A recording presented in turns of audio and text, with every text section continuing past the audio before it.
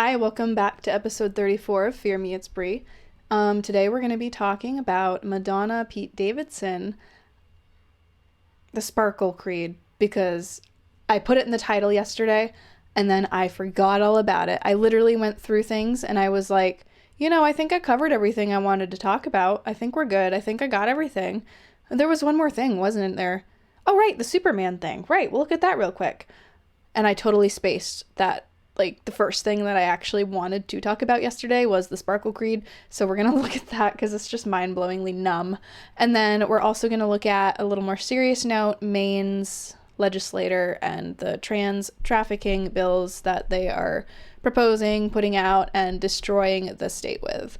There's some other things, too, that some people have asked me to look into and potentially talk about, and I'm in the process of looking into those things. I'm not going to be recording an episode tomorrow after all. We ended up getting tomorrow off as well, so I don't think that's going to be happening for me. But okay, yeah, so it'll be about a week probably before I record again, because like I said, we probably won't be doing any of this kind of stuff this coming week because it's a busy week, and then we also want to have some downtime with our kind of vacation time, and there's just other stuff going on as well. So unfortunately, I probably won't be back again until next Monday. Not this coming Monday, but next Monday I will try and hop back on, and I might be able to cover some of those topics then. We'll see as I get into them if I feel like there's something that I can cover, and if they're not, then I won't. But I'm working on something and we'll figure that out. So we're gonna talk about the lighthearted stuff first, I guess, and then we'll talk about the Maine legislator. Maine's been doing a lot of terrible things. They're trying to turn into California. They just passed a bill that allows the late-term abortions, LD535, up until birth and all the awful stuff. So they're trying to turn into California, and it's really sad to watch. So we'll be covering that. It's kind of a black pill because it's like another state that's falling to just terribleness, but we'll do the fun stuff first. And then if I feel like I'm running a little short, like I did yesterday, I have a lighthearted topic I could tack on at the end. We watched Rocky V yesterday, and I have not seen that movie in almost 20 years, and I hated it as a child and watched it once, literally once. I never wanted to watch it again. I was fine with never seeing it again. I was fine in my head ending the series with, no, not ending the series with Rocky IV. I would say ending the series with Rocky Balboa, the sixth one that people don't like, that I liked more than Rocky V. Rocky IV is my favorite movie, and even more my favorite now that I've seen the director's cut. So I won't go into that right now, but if we have time, I will admit that I actually enjoyed Rocky V, but there was a point where it fell apart for me, and I was like, okay, I see why people hate this one. So I might get into that if I have time. We'll see what ends up happening. We are recording properly. Everything seems like it's going well. When I play these videos back, they look great. And then when I upload them to YouTube, they look like crap for some reason. And the timing is off, and it's just very weird. I'm still working on things, so bear with me. Thank you for being patient with me. Yeah. So if you want to follow me, you can at Fear Me It's Brie on all of the social medias. Most of the social medias. I don't have everything. I mean, I've got Twitter and Instagram. What else do I have? YouTube and Rumble. I'm trying to put this on Rumble more as well, because that's another huge thing where YouTube is kind of dying, but whereas I am a small little account and not like a big household name, it's much harder to build a following on Rumble. So I am continuing to post my videos here on YouTube, keep building this platform and kind of plugging away at Rumble as well, but it's much slower moving there. So it's not something that I'm like, I don't know, it wasn't priority for me for a while, but I had people be like, no, even if it's small and not building as fast as YouTube, you really should, because you can keep plugging it, and if anything ever happens with YouTube, maybe you can shift over there. So I am trying to upload there and plug there. So we'll start talking about the weird stuff that just happened. So Madonna is, this article is from last night. It sounds like she's back from the hospital. She was hospitalized yesterday for a bacterial infection, which I wonder if it was sepsis, or maybe something to do with her implants or her many things she's had done, not being mean, but just saying that when those things go wrong, they go very wrong. You know, when people get breast implants, sometimes your body will try and reject them.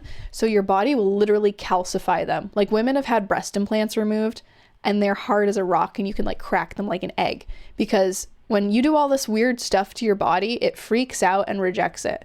We're not meant to have all this stuff in our bodies. We're not meant to have fillers. We're not meant to have plastic. We're not meant to turn into a Barbie doll. Your body will reject these things. I'm not saying that's what happened. I don't know. And it seems like there is no definitive, oh, well, it was this kind of bacterial infection that happened because of this reason. But I wonder if it has to do, and I'm not like being mean here, but I wonder if it has to do with her lifestyle choices and what she's done with her own body. We're going to go over to the other scene. So that there's Madonna. Remember, she's in her 70s or late 60s. I don't remember. This will probably say. I don't remember. Madonna recovering from serious bacterial infection, postpones Celebration World Tour. Madonna is taking time to heal after a health scare, which will postpone at least some of her Celebration World Tour that has been set to commence next month. In a post shared to his verified Instagram, Guy Osiri, Madonna's longtime manager, shared that the 64-year-old icon developed a serious bacterial infection, which led to a several-day stay in the ICU on Saturday. Her health is improving, however, she is still under medical care. A full recovery is expected, Osiri continued. I know that it sounds like she's been released from the hospital, because I just saw something on that. Her health is improving, however, she is still under medical care. A full recovery is expected. I just read that. At this time, we need to pause all commitments, which includes the tour, he added. We will share more details with you as soon as we have them, including a new start date for the tour and for rescheduled shows. A source close to the singer shared with CNN on Wednesday said that she is out of the ICU and recovering. So, yeah, she's home. Madonna's next tour, titled the Celebration Tour, was scheduled to kick off July 15th in Vancouver, Canada, followed by 2 dates in Seattle starting July 18th. The tour was set to continue throughout the United States and Canada through early October before heading to Europe. Madonna also added supplemental dates in the US December and January, followed by 4 show dates in Mexico City. So, I don't know. I wonder if it was maybe something, I mean, it probably takes a while to heal from the kind of stuff that she's had done. And if anything gets in there and you can't clean things properly, I don't know. You can get a bacterial infection, though, just from going to the doctor's office or going to the hospital. Maybe she had like a routine checkup and maybe something weird happened that way. So when I had no, they didn't do this with my daughter. Whoa, that's bizarre. When I had my son, when I would shower in the hospital, they gave me this vial of like foaming body wash almost. They were like, don't get it in your eyes. Don't put it on your face. Don't get it anywhere there. Don't get it near any openings. But they were like, use this on your arms, legs, torso, and anywhere that you've come in contact with the surface in the hospital. It was called like HEPA cleanse or something like that.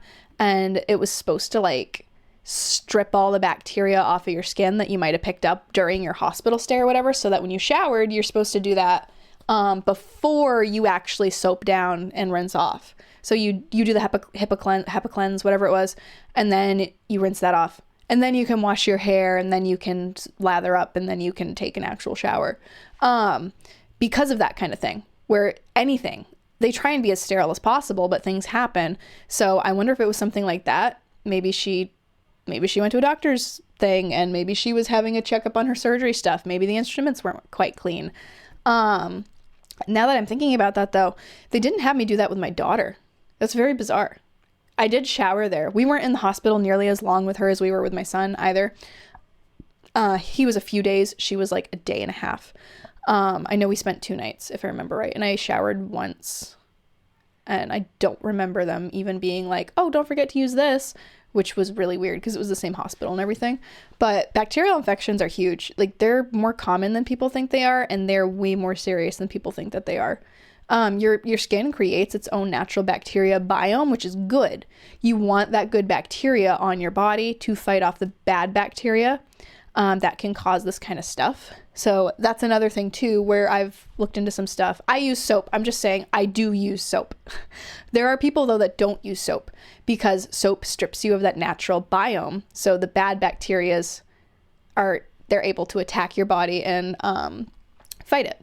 I use soap because I don't it's just ugh, something about not using soap is gross to me.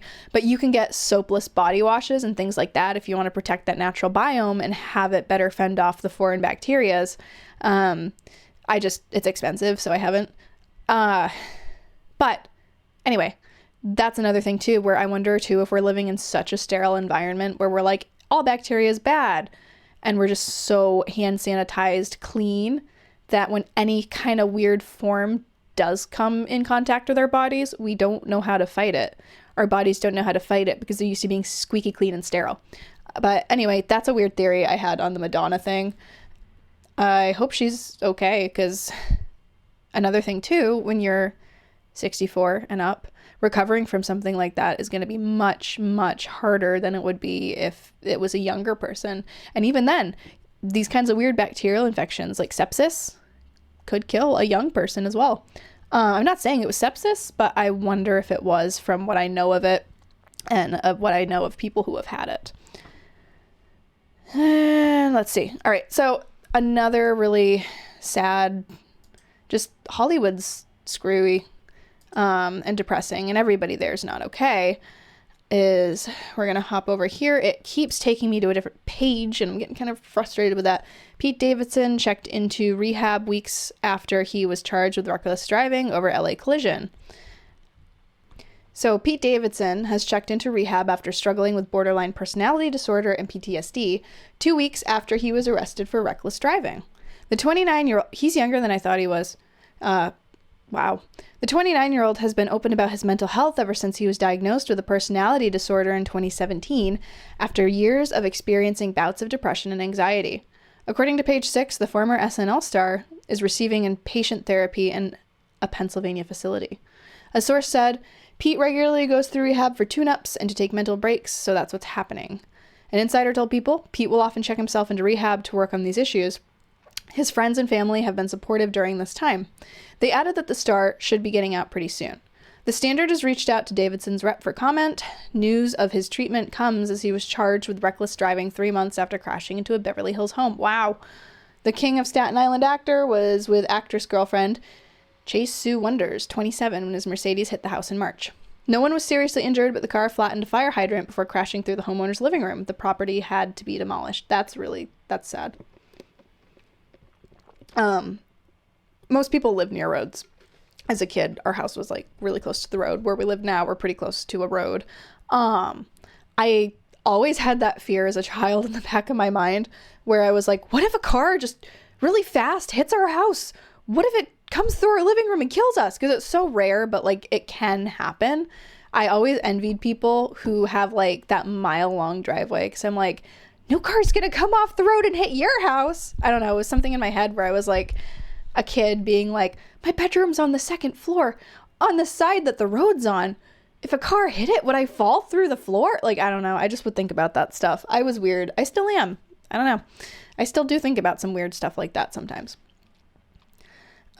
We believe that Mr. Davidson engaged in reckless driving, which ultimately resulted in his involvement in a serious collision into a home, the DA's office said in a statement. In 2022, traffic fatalities in Los Angeles have reached the highest level seen in 20 years. This is an alarming trend that we cannot ignore. As a result, it is crucial that we take all allegations of reckless driving seriously and hold those responsible accountable. Davidson is due to appear in court over the incident on July 27th, as well as SNL, the comedian also known for his appearance in films including Bodies, Bodies, Bodies, The Suicide Squad, and Transformers: Rise of the Beasts. So I've never been a Pete Davidson fan, and I love the memes where they're like, he looks like that character with the big lips in Monsters, Inc. I just have never liked him. He's just always kind of been annoying to me.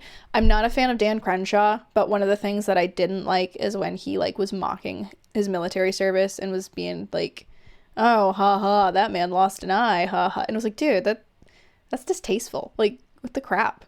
But I've never liked him. I've always thought he was kind of a turd.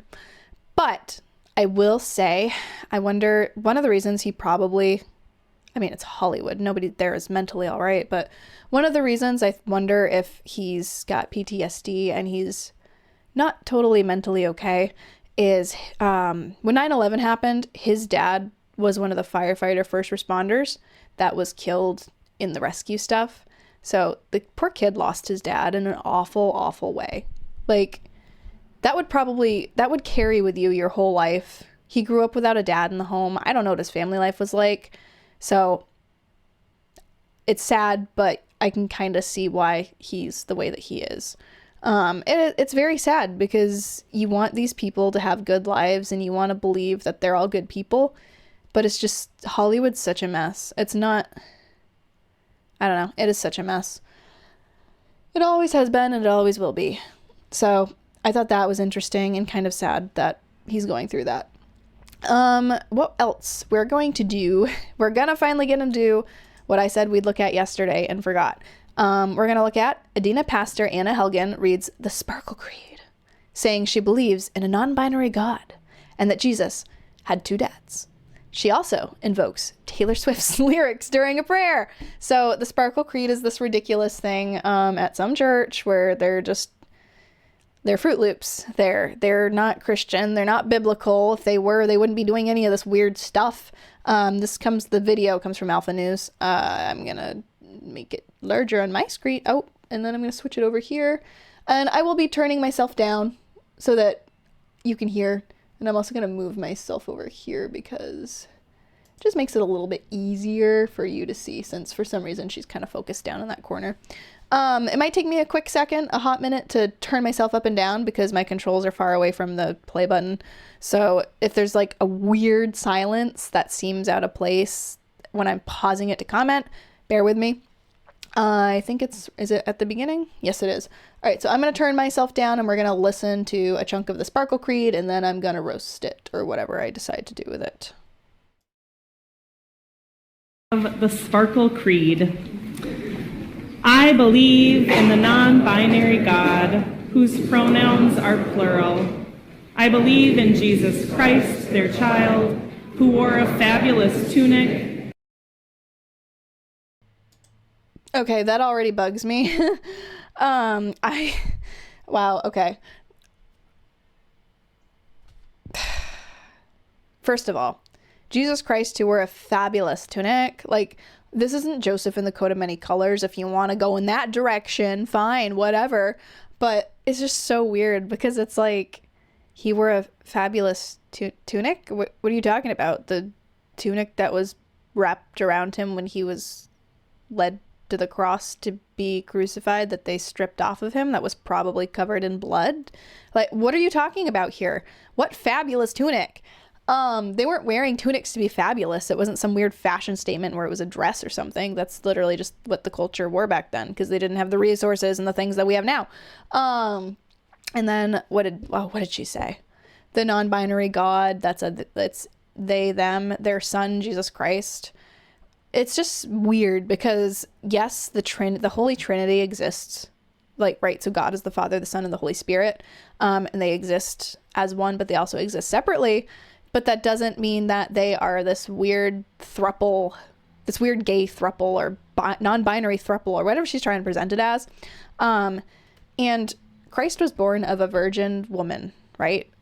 Sorry to break it to everyone, but only women can have babies.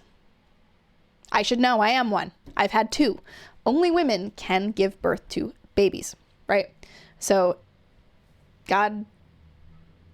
Jesus had a heavenly father and he had an earthly mother, as we're told. Anyway, let's keep going and see what the else heck is going to happen in this. I've already watched it, but I don't remember all of it, so it's kind of fun to relive it. And had 2 dads and saw everyone as a sibling child of God. I believe in the rainbow spirit who shatters our image of one white light and refracts it into a rainbow of gorgeous diversity. What? So, okay. I assume that they're talking about the rainbow image. It sounds like they're talking about being, I don't know, like, are they saying like, oh, we get rid of the white light as in like white people? I'm confused about what that means. But this rainbow image thing where it's like, obviously, okay, well, you're using the pride imagery, you're using the rainbow flag. That's kind of obvious in what you're saying.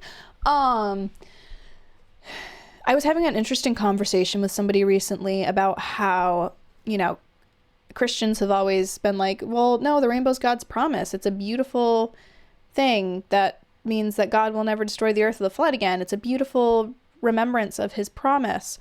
And she pitched the idea where she was like, what if the rainbow is, right? It is an example of God's promise, but what if it is more of a symbol in the sense, it's a symbol in the sense of like God is holding back his wrath. Because the earth, right, for God to have sent a flood to destroy the earth, it would have had to have been pretty bad. We think it's pretty bad right now. Are we worse off now than we were then? Are we not quite there yet? Because she pitched the idea that, yes, it's a reminder of God's mercy, but it's also a reminder of God's wrath. She would explain it way better than me, but it's also a reminder of God's wrath, where what if God was like, no, I know that you are fallen, and I know that you are going to continue to sin, and I know that you're depraved, and you're going to continue down this road of depravity, no matter how many times I pick you up and put you back on your feet. I can't just keep destroying the earth over and over, so I'm going to, as a reminder to you and to me, I will not destroy you guys again. I'm holding myself back, and this is a reminder that my wrath and my destruction otherwise would be upon you, right? So it's kind of funny because like the rainbow really is, it's a beautiful symbol for Christianity, but it's also because it's a reminder of God's mercy, but it's a very dark symbol as well, because it's a reminder of God's wrath and how he had to make that promise because he knew that we're going to continue to be depraved. We're going to continue to fall.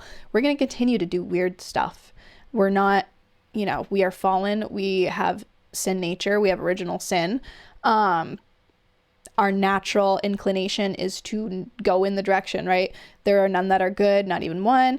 Our natural inclination is not to follow God, right? We don't have to be told, hey, murder's bad. I mean, some people do. You can get some weirdos. But most people know in their heart God's law, whether they believe in God or not. So we know right and wrong. Our natural instinct inclination normally is to do wrong, unless we have that intervention of Christ. So it's just interesting to me that the community uses the rainbow, where it is literally a reminder of God's wrath and smite. And look what I'm holding back. I could, and you'd be gone forever, but I'm choosing not to. And it's like such a depraved culture is using that symbol with that meaning behind it as their banner is just so strange to me and ironic. I mean, it's almost like how Christians use the cross as their symbol and get so mad when people, like Madonna wears her cross necklaces, or like she does her weird dances around burning crosses and things like that, because the cross was an instrument of torture. It wasn't this pretty little, it wasn't always just this, oh, it's a cute little necklace on beads, it's your rosary or whatever. It's supposed to be a reminder of what he went through for us. And I feel like in some ways, this isn't a slam on the Catholic Church for having rosaries at all. I understand the point behind them, but in some ways, in just Christendom in general, I feel like we've dumbed things down so much, like the rainbow or the cross, or the flood, right? Tim Hawkins, the Christian comedian, made a joke about this all the time, where he was like, we got to paint Noah's Ark on the nursery for the new baby. Make sure you get those people screaming in agony as they're drowning. Like, you know what I mean? Where it's like the Bible has such dark lessons in it that we kind of whitewash, and we kind of sprinkle sugar on it, and we're like, don't think about that. Don't think about how terrible that actually was and the wrath of God that actually was poured out. Don't think about the suffering of Christ. Here, have a chocolate cross for Easter. Like, you know what I mean? Like, it's just very, I don't know. It feels like we're so far removed from it. It's hard to take it seriously unless you have a reminder, like watching The Passion of the Christ or something like that, where it's like, oh, wow, I forgot that this was intense. This was very serious. Like, this was an execution. This wasn't just a happy little, and 3 days later he rose. So, which, I don't know, thoughts.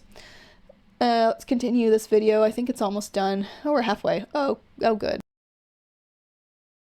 I believe in the Church of Everyday Saints, as numerous creative and resilient as patches on the AIDS quilt, whose feet are grounded in mud. I'm sorry, did she say AIDS quilt? I forgot about that part. What the crap is an AIDS quilt? Is this like something within the community? Patches on the AIDS quilt? Is it supposed to be like the members that we've lost to AIDS or something? I am so confused. What is an AIDS quilt? Somebody tell me, please. I don't want to look. I don't want to look. Well, I have my phone. I was going to say I don't want to look it up right now because I didn't necessarily want to like go out of the screen and stuff. Let's look it up. Now I got to know. I forgot that little quip was in there. AIDS quilt. Yeah, okay. Name Project AIDS Memorial Quilt, often abbreviated to AIDS Memorial Quilt or AIDS Quilt, is a memorial to celebrate the lives of people who have died of AIDS-related causes, weighing an estimated 54 tons. Holy cow. It is the largest piece of community folk art in the world as of 2020. I mean, that's insane. But like that's insane, and that's a huge memorial. That's crazy. More than 700,000 lives have been lost to AIDS since the first cases reported 40 years ago. The quilt has nearly 110,000 names soon into the panels per aidsmemorial.org. I mean, that's nice to honor victims of something, but like that was just weird. All right, we're going to go over here. I'm not going to go into AIDS and how you can prevent it because it should be obvious to everyone, but it's not. So anyway, we're going to go down here and we're going to finish the video. And whose eyes gaze at the stars in wonder. I believe in the calling to each of us that love is love is love. So beloved, let us love. I believe, glorious God, help my unbelief. Amen. That was very weird. So, right, the creed that my church goes by, and I'm probably going to butcher it because I don't remember off the top of my head, is more like, I believe in the Saints' Communion. I believe in the Apostles' Creed, like the Holy Church. Things that are actually biblical. I don't know what that was. That's weird. Ugh. Is it a Unitarian church? I need to know. I'm gonna have to look them up after. Every Unitarian church around here is crackers, so they're fruitcakes. I went by one the other day that had some kind of like I don't know. It was around Father's Day, and it was like lessons we can learn from the women in our lives about the patriarchy. Like, it was weird. It was just non-biblical crap that was on their billboard, and I was just like, what is this place? But anyway, let's finish the video. This is the part where she prays and uses it's me, hi, I'm the problem, it's me, Taylor Swift. Sorry, I just sang that. She uses her lyrics, and it's just like, I mean, yes, you are the... Anyway, let's just watch it. I'll rant in it. I'll rant when it's done. For Taylor Swift and her Swiftie fans and all music that inspires us, help us shake it off when life takes a turn. Remind us that we can still make the whole place shimmer. And when the time comes, help us confess and say, it's me, hi, I'm the problem, it's me. God of love.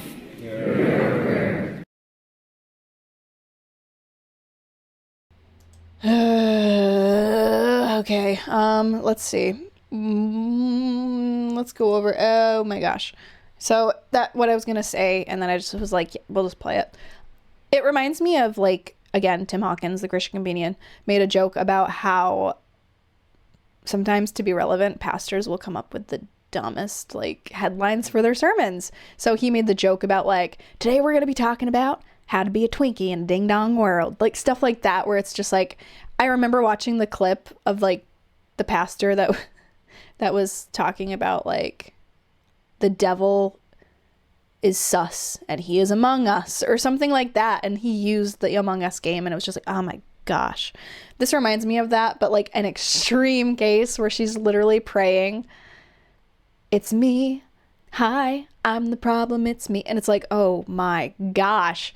And her, like, it's not bad to pray for celebrities. It's not bad to, like, pray for politicians. It's not bad to pray for famous people or people in power, but it's very weird to be like, and to Taylor Swift and her Swifties. It's like, yeah, we can tell that you are a young yuppie into culture and you live on TikTok, don't you? How are you in a place of power here? How are you in charge of people? Why are you allowed to lead a congregation? But anyway, that was the Sparkle Creed. I forgot to show it yesterday and I showed it today. So that was fun, right? We all enjoyed that, didn't we? So now we're going to go over to a more serious topic. It's sad, again, what I was saying about the state of Maine.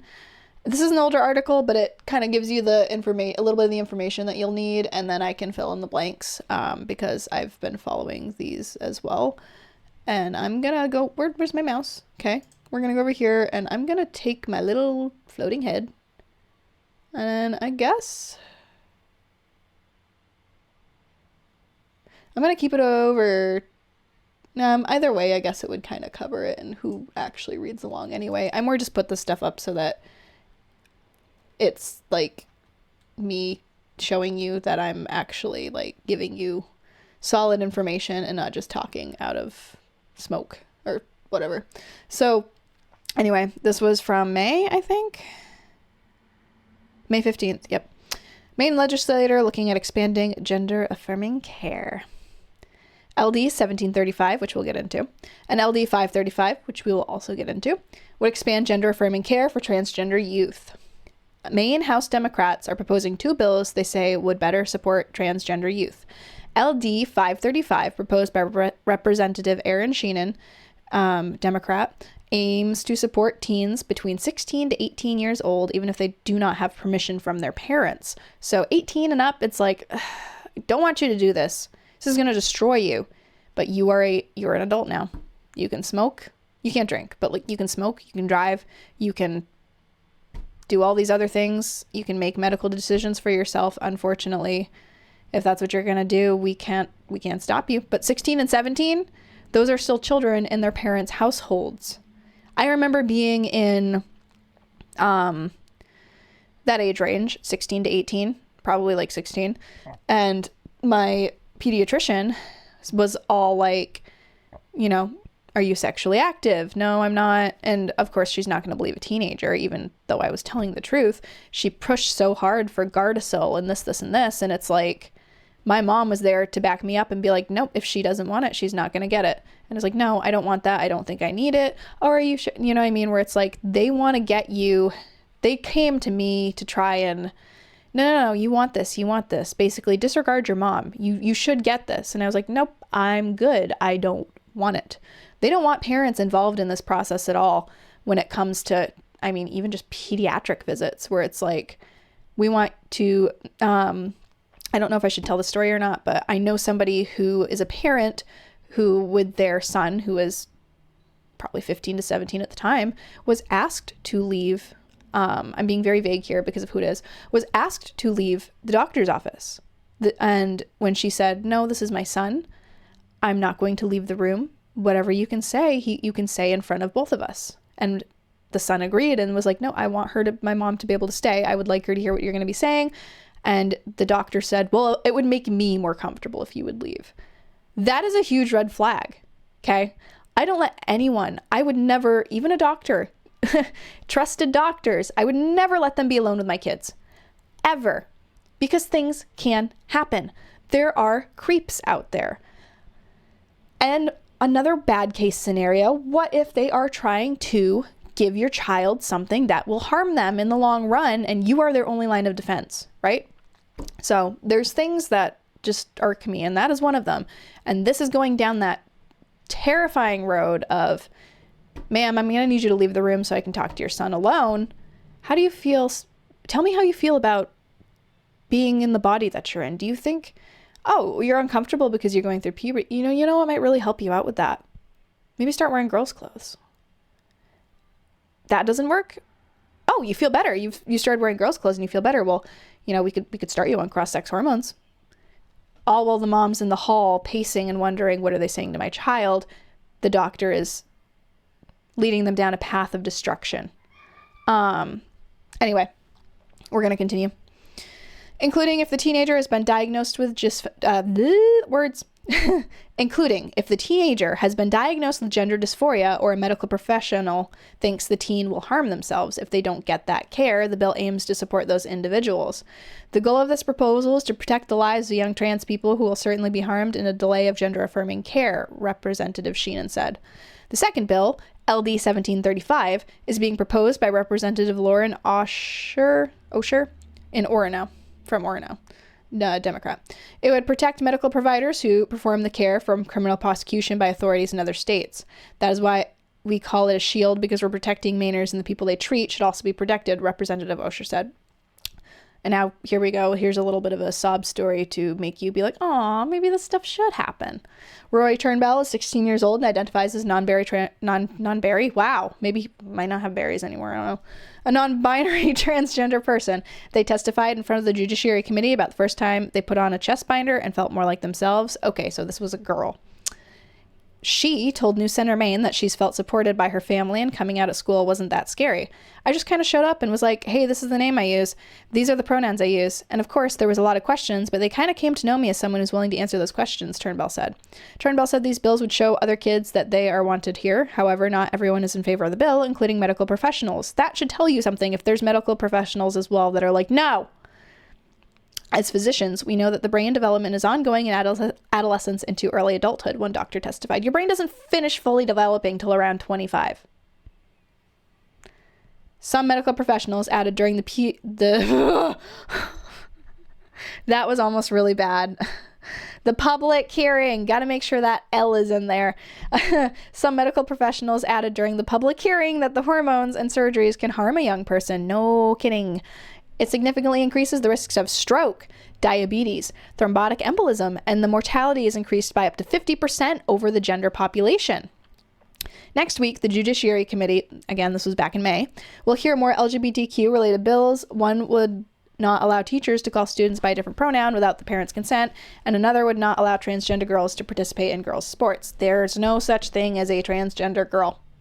And I love the article right below this for Maine, right, from News Center Maine, is report Elliot Cutler to serve 9 months in jail on child pornography charges. Maine. Oh, that's a separate article. There's two articles. Okay. Anyway, on pornography charges, child porn. This representative or whatever he was, I can't remember, is going to jail for this. Should be going to jail longer than 9 months. He possessed child sex abuse material, right? That's what child pornography is. It is child sex abuse material.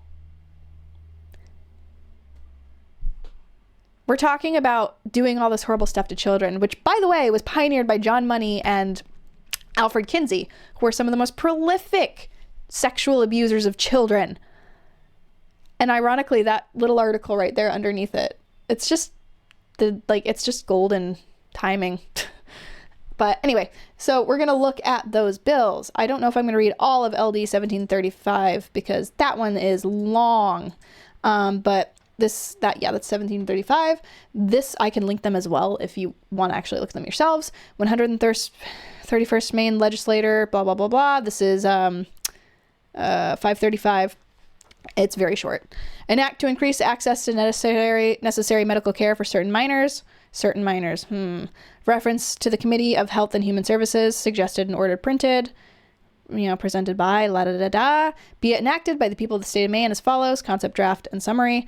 The bill is a concept draft pursuant to Joint Rule 208. This bill proposes to increase access to necessary medical care for certain minors, which sounds very well and good, but this what this draft is not telling you is what it actually is. And then 1735 is much more fleshed out. So I do know that this one, they voted to postpone the vote, basically. 535 did pass. That is something that is now in Maine. 16 and 17-year-olds can access gender-affirming surgeries and care. 1735, however, the last I knew, they were... Hopefully my camera's being weird. I just realized I'm not moving. Okay, well, we'll see. We'll see what happens. 1735, from what I remember, they voted on it to postpone the vote. So it has been tabled until the next session, and the next Maine legislator work session will be January 2024, I think is what I heard. So in some ways that's good because it gives people more time to fight against this thing. Unlike with the abortion bill that just got passed, you can still fight this thing. In other ways, it's bad because one of the reasons they will do something like that and they will shelve a bill is because they're like, well, people are mad about this right now. There's a lot of protests going on. Maybe if we just put it on the shelf like a book and bring it back out later, people forget about it, we'll be able to pass it. That's, I think, the mindset behind it. An act to safeguard gender-affirming health care be enacted by the people of the state of Maine as follows. Notwithstanding Section 2, the clerk of court may not issue a subpoena pursuant to the section if the foreign subpoena is based on a violation of another state's laws that interfere with a person's right to allow a child to receive gender-affirming health care or gender-affirming mental health care. For the purpose of this subsection, gender-affirming health care and gender-affirming mental health care have the same meanings as Title la-da-da. As used in the section, unless the context otherwise indicates, the following terms have the following meanings. Gender-affirming health care means medically necessary health care that respects the gender identity of the patient, as experienced and defined by the patient, including but not limited to the following. Interventions to suppress the development of indigenous secondary sex characteristics, interventions to align the patient's appearance or physical body with the patient's gender identity, and intervention to alleviate the symptoms of clinically significant distress resulting from gender dysphoria, in other words, puberty. Stop their puberty, stop nature from taking course, as defined in the Diagnostic and Statistical Manual of Mental Disorders, 5th edition, or its successor in function. Gender-affirming mental health care means mental health care, behavioral health. That care respects the gender identity of the patient, is experienced and defined by the patient, including but not limited to developmentally appropriate exploration and integration of identity, reduction of distress, adoptive coping and strategies to increase family acceptance. Remember, we're talking about children here. This isn't for adults. This is for children. Whatever the child says, because they're confused, they're going through puberty, they're uncomfortable in their body, whatever they say, we shall do, is what this is saying. Not the parents who know them, not the mature adults in their lives, the children. Public policy. It is the public policy of the state that an out-of-state arrest warrant for an individual based on violating another state's laws, this is important, against providing, receiving, or allowing a child to receive gender-affirming health care or gender-affirming mental health care is the lowest law enforcement priority. So that means if I lived in Florida, where this is at right band, and I met a kid on the street, or I was a teacher, or I was an aunt, an uncle, a spouse or parent who's not allowed to have custody of this child, and I said to them, hey, you want to go to Maine? If you go to Maine, they'll do your sex change. They'll give you hormones. Maine's great. They love child sex changes. And if we do that, if I took that child, whoever I was, stranger or relative, to Maine for a sex change, the lowest priority of law enforcement would be to return that child to its rightful parent and to essentially remove the child from a kidnapper who is trafficking them to another state to receive this life-altering, horrific sex change surgery or hormones that are going to F up their puberty forever. Sometimes you can't go back from this stuff. The lowest law enforcement, child kidnapping and trafficking is now the lowest law enforcement priority in Maine per this bill if it goes through. So I could kidnap a kid, take them to Maine, gender affirming care. All right, we'll look the other way. That is insane. That is absolutely insane. What if it's a child that we're picturing teenagers, right? So we're picturing teenagers here, like who's 16 and can consent to going with this What if it was like a 3 or 4-year-old who can't consent to this stuff? I don't believe 16-year-olds can consent to it either. But what if it was a 4-year-old, somebody with a mentality who they don't know where they're going. They don't know why they're going there. They just know that somebody's taking me to another state for something. Kidnapping and child trafficking. They want that to be legal in the state of Maine. It's already legal in a lot of other states now. Prohibitions. A law enforcement agency may not knowingly make or participate in the arrest or participate in any extradition of an individual pursuant to an out-of-state arrest warrant for violation of another state's law against providing, receiving, or allowing a child to receive gender-affirming health care or gender-affirming mental health care in their state. So again, Florida, not just the parent in Florida is upset that their child got taken by the spouse that's not supposed to have custody. Maybe there's a divorce. Maybe there was abuse. Who knows? This person is now being pursued, right, by Florida's police to Maine, and Maine police, it is against the law for them to aid the Florida police in returning this child, even though this person in the state of Florida, this was a kidnapping. In the state of Maine, it's like, no, we're not going to help you with the extradition because it's fine, perfectly fine here. They came here in the name of gender affirming care. So go back to Florida. It is insanity.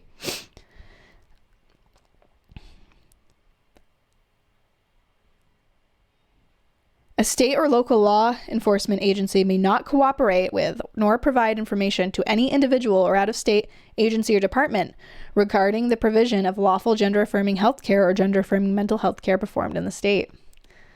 Investigation, sharing of information. The bill goes pretty long, so I don't know that I'll read the whole thing, but you get the gist of how not good it is, right? So I will link it if you want to read through the whole thing. I think you understand the gist of it. Anyway, that might be passing. Maine might become a child trafficking sanctuary, right? Another thing too, if anyone wants to check it out, a few episodes ago, I did a quick interview with Alan Louie, who runs Courage is a Habit, which is actively fighting this. And he gave a really great rundown of the bill and everything that was in it. I can, when I post this episode and I do the little bubble that has oh, click on this other video as well. I'll put that episode specifically if anyone wants to look at that one again, because it was probably like 10 episodes ago at this point, maybe more. If anyone wants to watch that one, he does a great rundown of it, of his organization, how you can get involved, how you can fight against this. They equip parents with resources to fight the indoctrination that their children are facing in our public school systems and other areas as well. So I will link that in when the video ends. It'll pop up if anyone wants to watch it. It's only about like 35 minutes. It's a pretty short one. So it's a pretty quick watch if you would like to watch it. Let's see, what else? Oh, okay. So today I actually went through everything I said I was going to. So I will very quickly end it by talking about Rocky 5 because it's on my mind because we watched it last night. I will say, so Rocky 5. All right, so my list of those movies, I actually have not seen the Creed movies yet. The reason we're watching through these is my husband's only seen them like twice. I grew up on them, like I watched them a lot, specifically 1, 2, and 4 for some reason. The 3 and 5, not so much. But they're always been my favorite movies, just the nostalgia of watching them as a kid.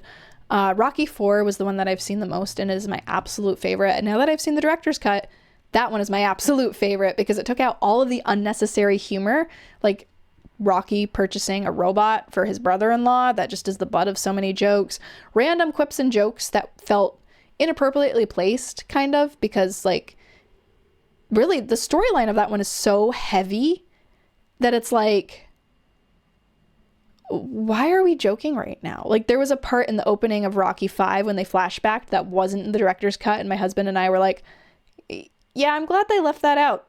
That would have felt really weird in the context of the seriousness that the director's cut gave it such a heavier, like, I don't know. I feel like everyone's already seen Rocky at this point, but when, like, you know, Apollo Creed's death, right? It really gave it gravity instead of surrounding it with comedy. So Rocky 5, right? So I would say my favorite is Rocky 4, the director's cut specifically, and the original cut. So I'd say Rocky 4, then I would say Rocky 3. I think I'm doing this right. Rocky 4, Rocky 3, Rocky 2, Rocky Balboa, which is the 6th one, and then Rocky 5. And then I have yet to see Creed, which is why we're watching them, is we want to watch them up through. I I will say with Rocky 5, I remember watching it once as a kid, like I said, hated it. Honestly, rewatching it last night, I didn't remember a lot of it because I either blocked it out or I may have never finished it. I honestly don't remember. It was like 20 years ago at this point. Anytime it was on TV, I was like, yeah, I'm watching that. Rocky 4? Yeah, okay.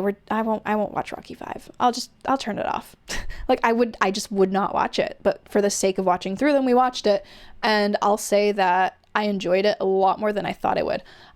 It's very realistic. We're like in that kind of like, you know, you're at the top of your game and you lose your money and you kind of go down a dark road. Like that thing happens all the time in those kind of celebrity situations where money gets mismanaged, they drop back to the bottom, and like you see Rocky pick up bad habits, you see him kind of like neglectful. And so it's a very realistic portrayal.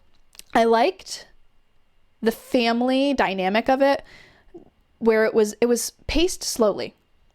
And it was very character focused, and like it focused on relationships between Rocky, his son, the new kid that he starts training, Tommy Gunn, and then Adrian, his wife, and Paulie, his brother-in-law. Like it really focused on those relationships because it was more small. After Rocky 4 being such grand scale with the whole Russia Ivan Drago thing, it was small scale, and I enjoyed that.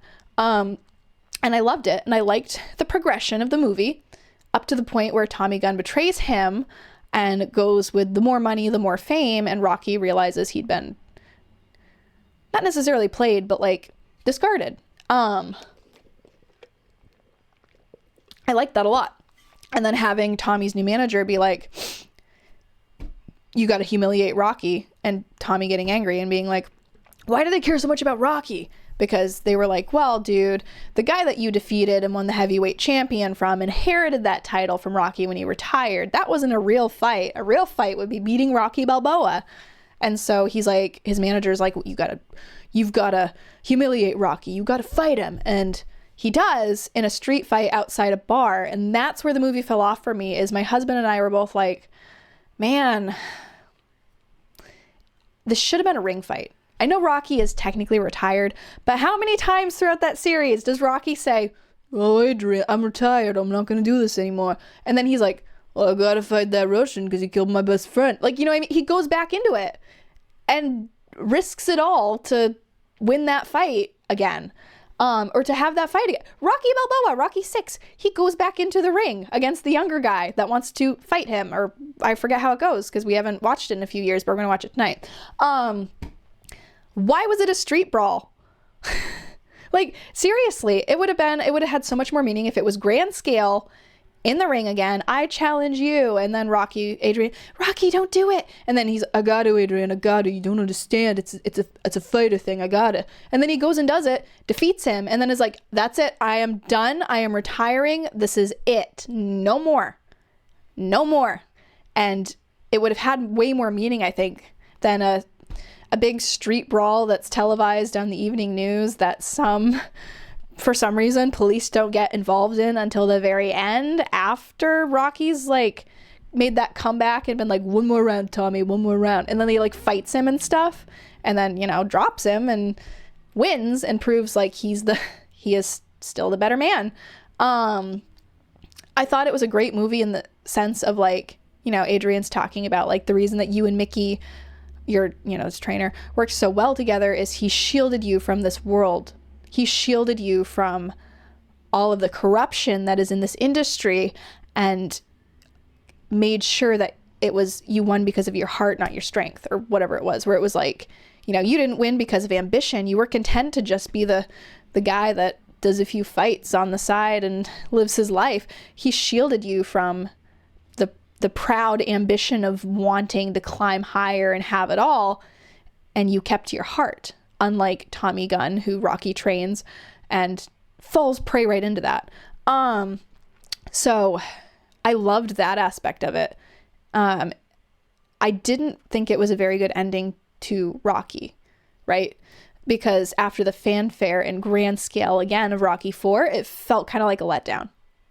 Where the first 2 acts of the movie were great with the build-up, and then that little street fight is how they ended it, where it was like, he still got it.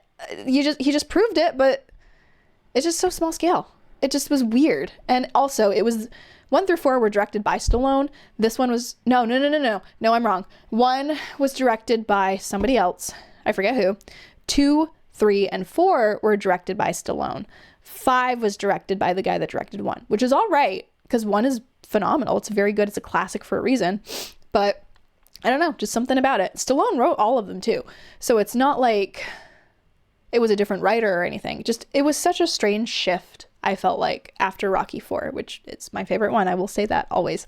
Rocky Balboa, the 6th one, I remember being glad that they kind of like reopened the can of worms and gave him the ending they do in that one, because it felt more accurate to Rocky 1 through 3.